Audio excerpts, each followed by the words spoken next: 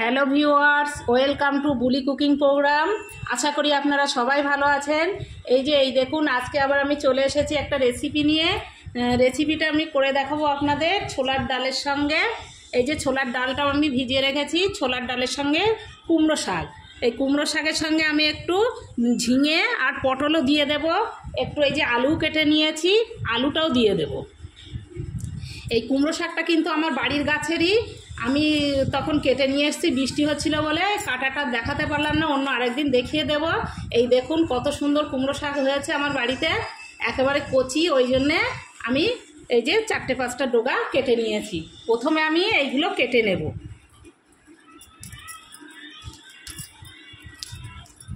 পাতাগুলো সবই কিন্তু খুবই কচি, খুব সুন্দর।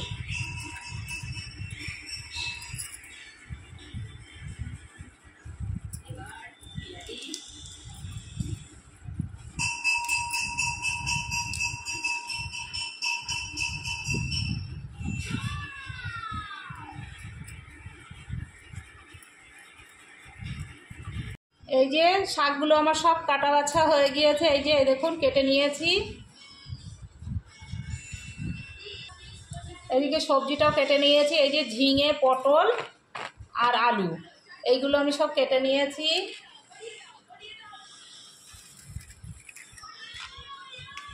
আর এই যে ছোলার ডালটা ভিজিয়ে রেখেছিলাম, এটাও আমি ধুয়ে নিয়েছি, জলটা ফেলে দিয়েছি। এখন আমি রান্নায় চলে যাব। এই দেখুন, আমি কিন্তু এই যে ছোলা কুমড়ো শাকে এই যে একটু বড়িও দেবো বলে বড়িগুলো আমি ভেজে নিয়েছি। প্রথমে বড়ি ভাজায় কড়াইতে আমি তেল দিয়ে দিলাম।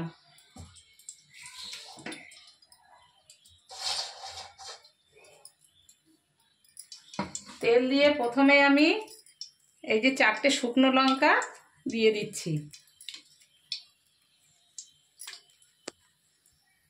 4টে শুকনো লঙ্কা আর গোটা জিরে।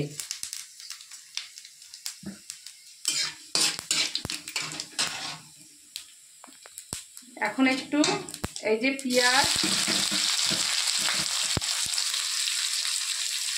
রসুন, এইগুলো একটু লাল লাল করে ভেজে নেব। এইগুলো একটু নাড়ার পরে এই যে আবার একটু আমি, কারণ ছোলার ডাল দেবো বলে একটু এই যে আদাও দিয়ে দিচ্ছি, আদা বাটা, একটু আদা বাটা আর এই যে কাঁচা লঙ্কা, এইগুলো দিয়ে আমি আবার একটু নাড়িয়ে নেব। এই দেখুন মশলাগুলো আমার সব লাল লাল করে ভাজা হয়ে গিয়েছে। এখন আমি ডালটা দিয়ে দিলাম।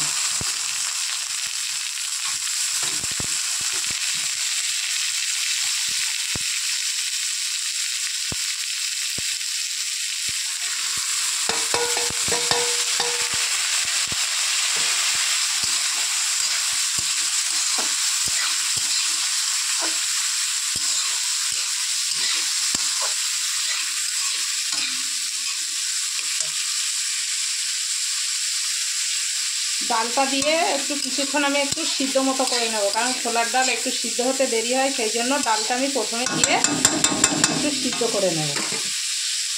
এখন এই যে দেখুন শাকটা, এই ডালটা আমার প্রায় সিদ্ধ হয়ে গিয়েছে। এখন আমি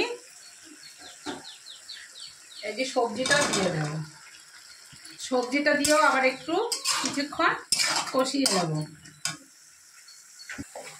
এতে এখন আমি পরিমাণ মতো হলুদ আর পরিমাণ মতো লবণ দিয়ে দিলাম, দিয়ে সবজিটাও আর কিছুক্ষণ আমি কষিয়ে নেব।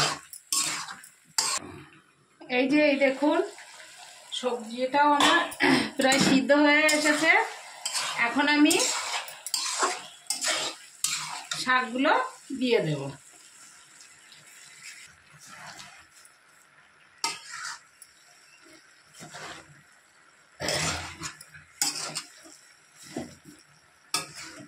এই যে ছোলার ডাল দিয়ে পটল, ঝিঙে সব একসঙ্গে একবার কুমড়ো শাক করে এইভাবে খেয়ে দেখবেন, এটা কিন্তু খেতে খুবই ভালো লাগে। খুবই টেস্টি হয়। আমাদের বাড়িতে তো সবাই এই রেসিপিটা খুব পছন্দ করে।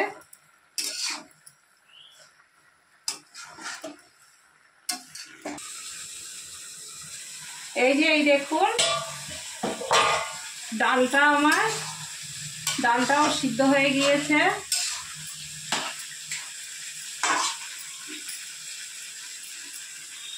আমি বেশ কিছুক্ষণ ঢাকনা দিয়ে এটা করে নিয়েছি। এখন এই যে আমি বড়িটা গুঁড়ো গুঁড়ো করে নিয়েছি, বড়িটা দিয়ে দিচ্ছি।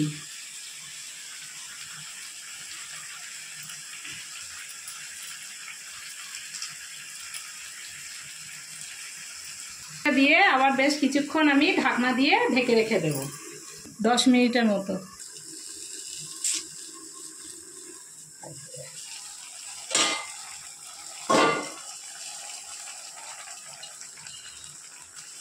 এই যে এই দেখুন একটু ধনে গুঁড়ো আর একটু জিরের গুঁড়ো দিয়ে আমি সবজিটা ভালো করে নাড়িয়ে নেব।